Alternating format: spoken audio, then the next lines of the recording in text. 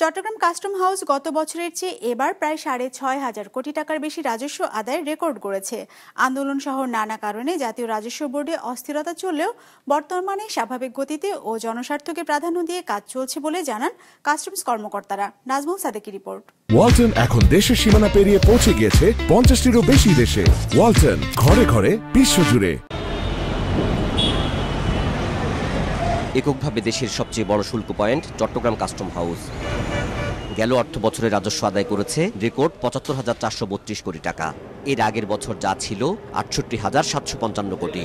আগের অর্থ বছরের তুলনায় প্রায় এটা ৬ থেকে ৭,০০০ কোটি টাকা বেশি।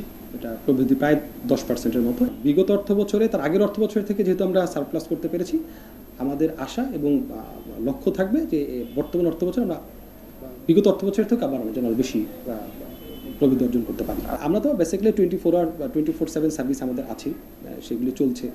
কিছু সার্ভার বা অন্যান্য কোনো থাকলেও আমরা একটু লং টাইম আমাদের অফিসাররা কাজ করে সেটা কভার করে দিচ্ছি আর কি। রাজস্ব আহরণের ধারাবাহিকতা বজায় রাখতে কাস্টমস কর্মকর্তাদের ব্যবসা বান্ধব মানসিকতা ও অংশীদারদের মতামত নিয়ে সমন্বিতভাবে কাজ করার পরামর্শ ব্যবসায়ীদের।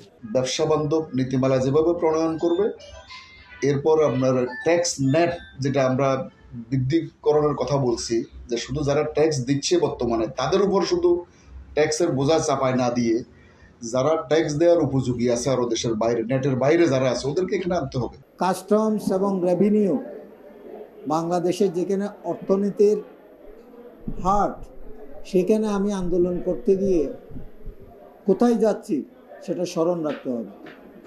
কারণ আমি এমন একটা জায়গায় আছি, আমাদের যারা কাস্টমসের কর্মকর্তাবৃন্দ, এনবিআরের কর্মকর্তাবৃন্দ, তারা বাংলাদেশের অর্থনীতির ৬০% যেখান থেকে যোগান দেওয়া হয় সেখানে আছে। সুতরাং কাস্টম বন্দরের ব্যাপারে কোনো সিদ্ধান্ত এবং আন্দোলন করার পূর্বে অনেক চিন্তা ভাবনা করা উচিত, আমাদের জাতীয় চেতনা আসা উচিত আমাদের। গেল অর্থ বছরে দেশে রাজনৈতিক অস্থিরতা, কাস্টম হাউসে বিক্ষোভ ও শাটডাউন কর্মসূচি সহ জটিল সময় পার করেছে। জনস্বার্থ বিবেচনায় এখন ছুটির দিন সহ রাতেও শুল্কায়ন করা হচ্ছে বলে জানিয়েছেন কাস্টমস কর্মকর্তারা। নাজমুল সাদেকি, বিজনেস রিপোর্ট, মাছরাঙ্গা টেলিভিশন।